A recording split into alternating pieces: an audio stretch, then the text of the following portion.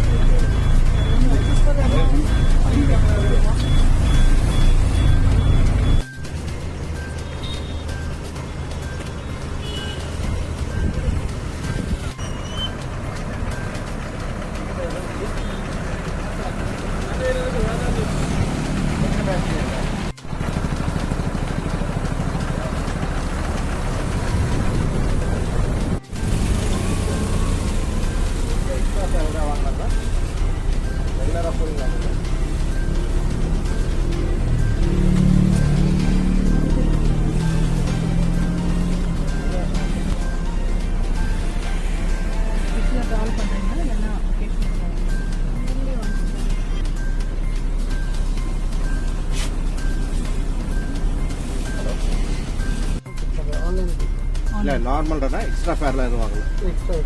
Okay, thank you.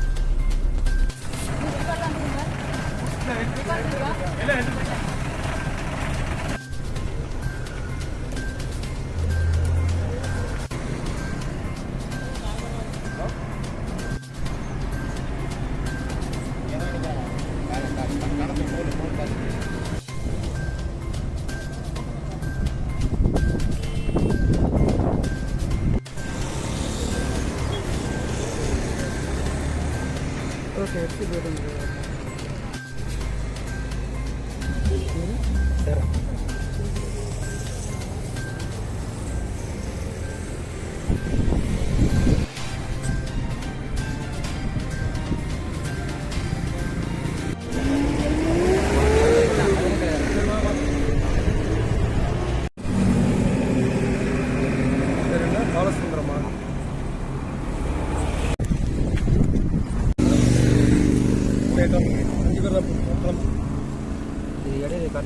கட்டிக்கலாம். பேர் 10 நிமிஷம்